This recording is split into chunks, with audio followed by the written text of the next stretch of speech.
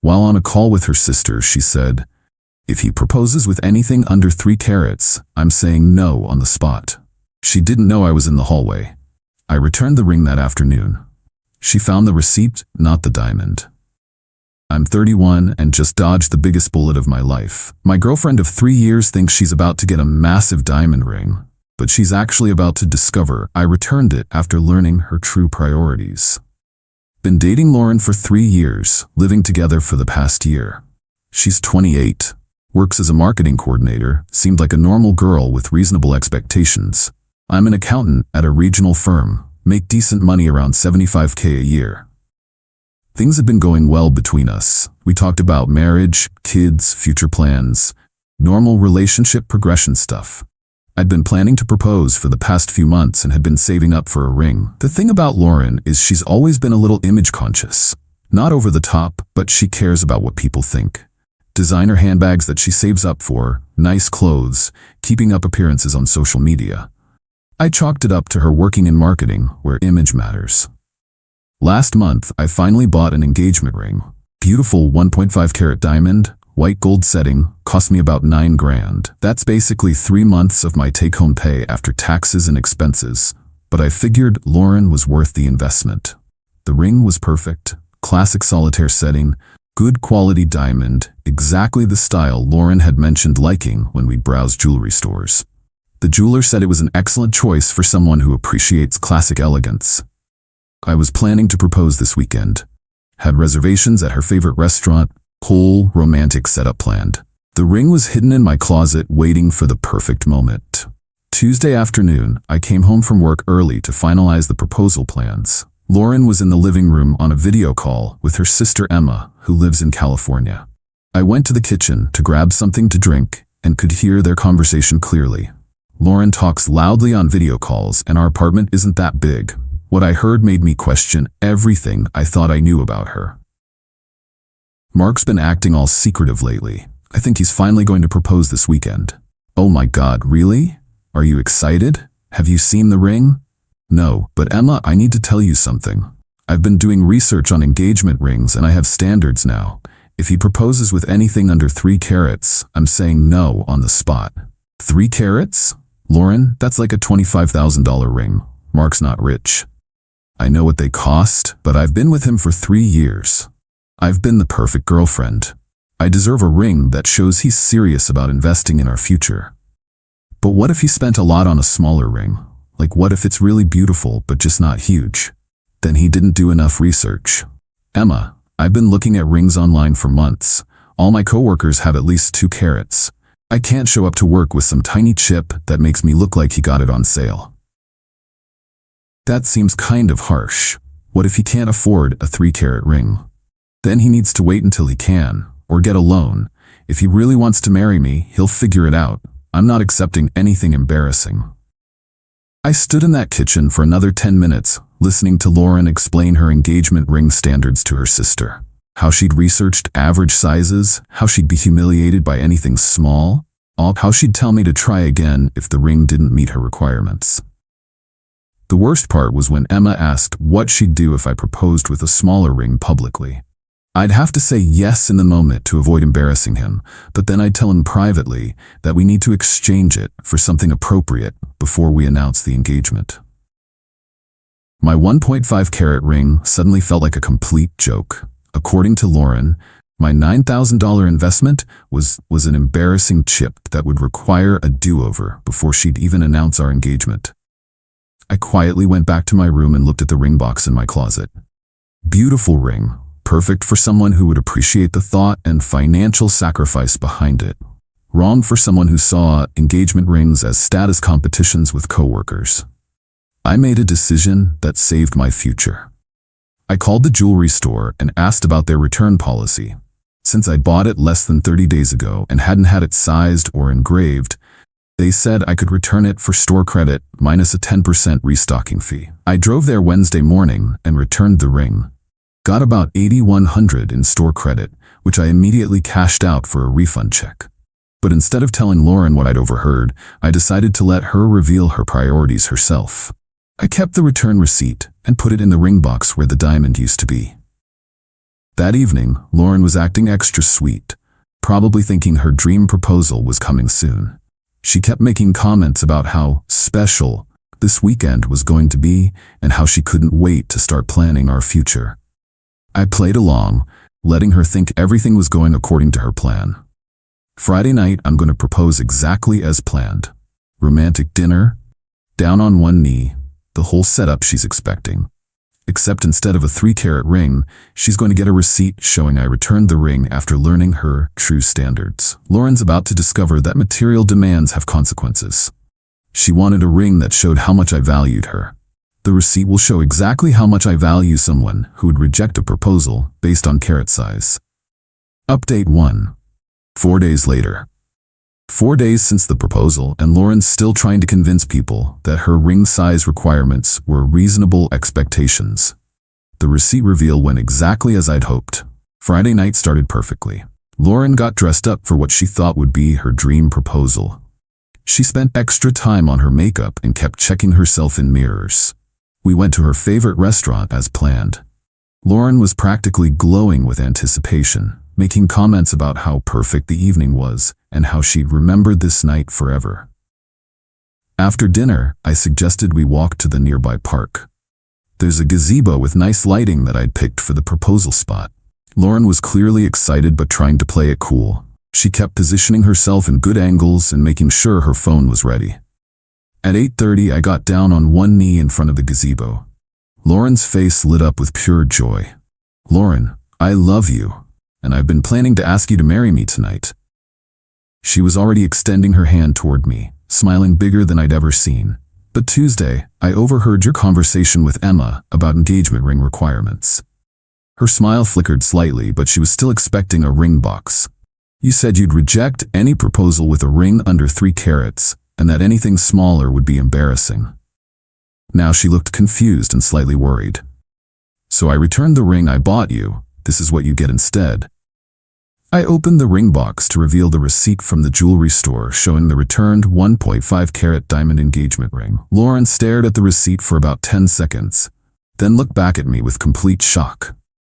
"You're joking. This is some kind of test, right?"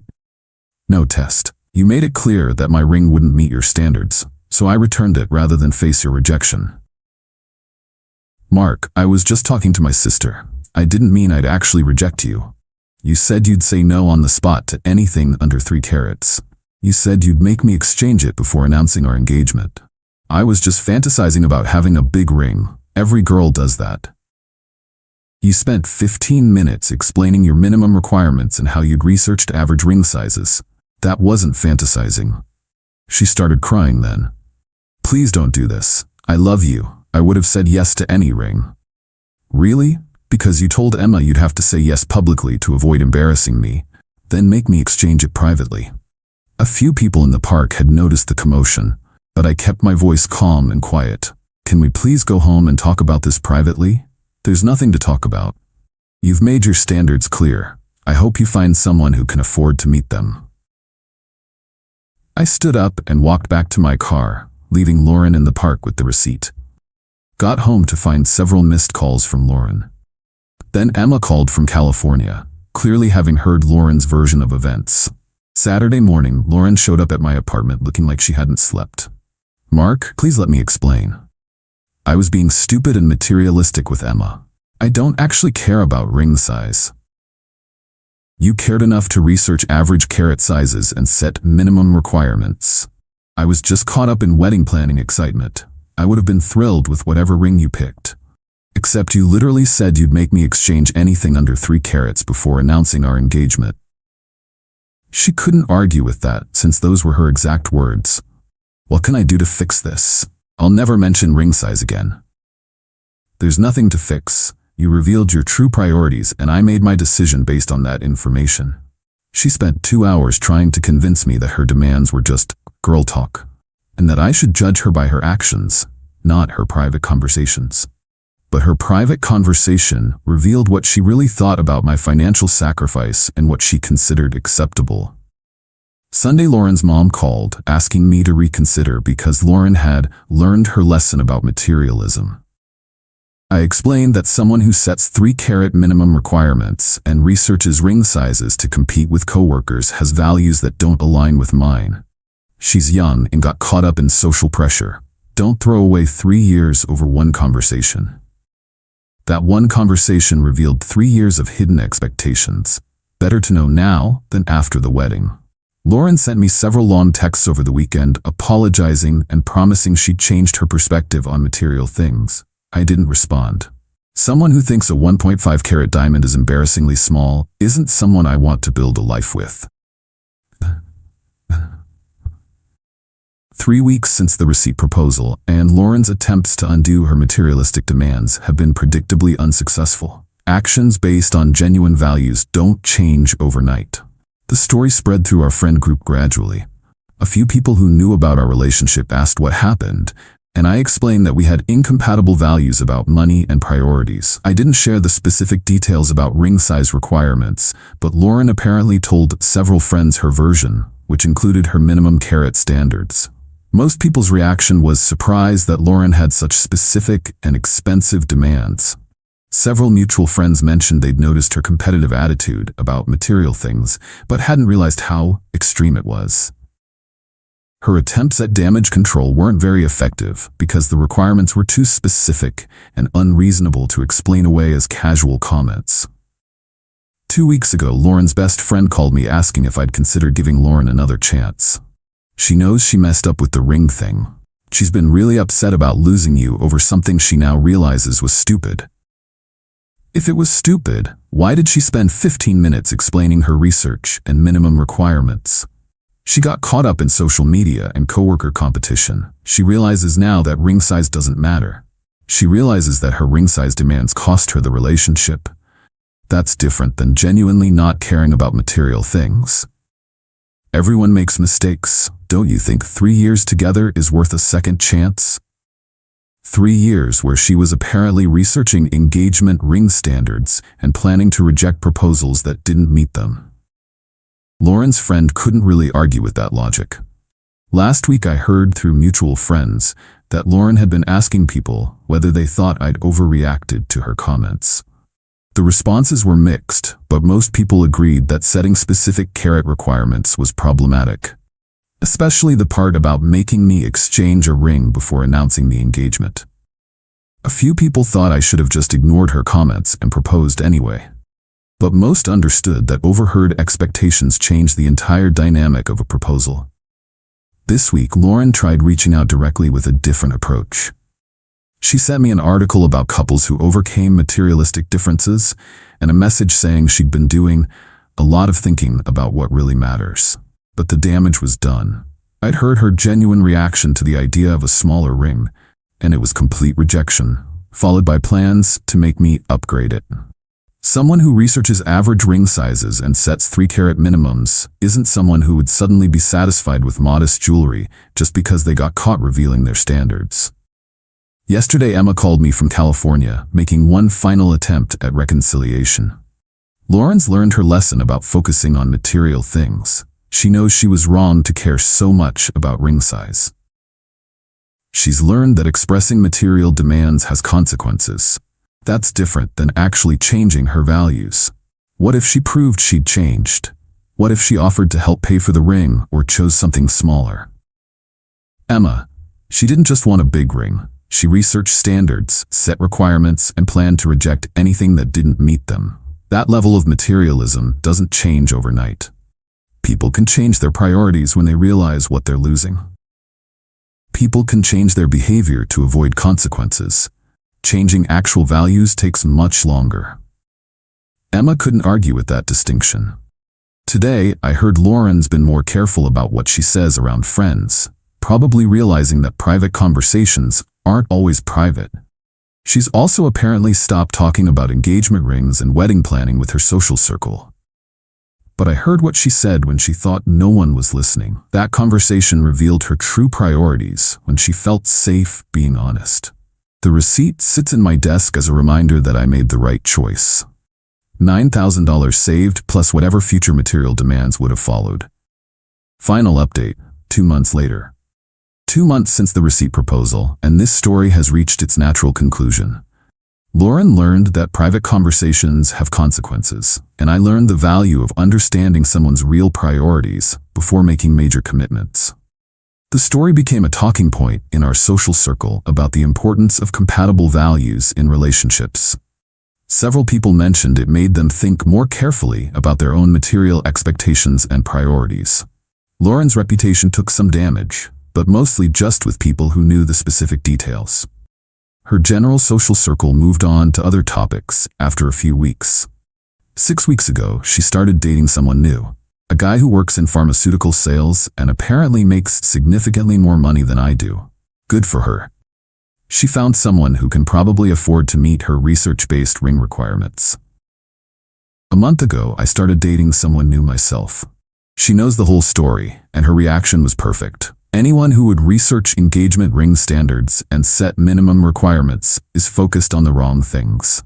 This woman gets excited about weekend hiking trips and cooking experiments. She's more interested in shared experiences than expensive purchases. 3 weeks ago, Lauren sent me one final message. I know I can't change what I said, but I want you to know I understand now that I was focused on the wrong things. I hope you find someone who appreciates you. I didn't respond, but I appreciated the acknowledgement. The receipt proposal wasn't about punishing Lauren for having preferences. It was about showing her the logical result of her stated requirements. She wanted a ring that demonstrated my financial commitment to her based on her research and standards. The receipt demonstrated exactly how much I was willing to commit to someone who approached engagement rings like a business transaction. Lauren learned that conversations overheard from the next room aren't actually private. She also learned that expressing material demands can have immediate relationship consequences. I learned that paying attention to what people say when they think they're being honest gives you valuable insight into their actual values and priorities. The 1.5 carat ring would have been beautiful on someone who appreciated the thought and financial sacrifice behind it. It was completely wrong for someone who had researched standards and would be embarrassed by anything small. Lauren wanted a partner who would meet her researched minimum requirements for engagement rings. She's free to find someone who shares those financial priorities. I wanted a partner who would be excited about marrying me regardless of material considerations. I found exactly that. The engagement ring industry lost a $9,000 sale, but I gained clarity about compatibility and values. Everyone got exactly what they prioritized. Lauren prioritized ring size research and minimum carat requirements. She's dating someone who can probably afford those standards. I prioritized genuine compatibility over material expectations. I found someone who shares my values about money and relationships. The receipt was just a way of showing Lauren that I'd heard her message clearly and understood her priorities perfectly. She wanted a proposal that met her research standards. I gave her exactly that. A proposal that perfectly reflected her stated requirements. The only problem was that her requirements and my values were completely incompatible. Better to discover that before spending $25,000 on a ring than after.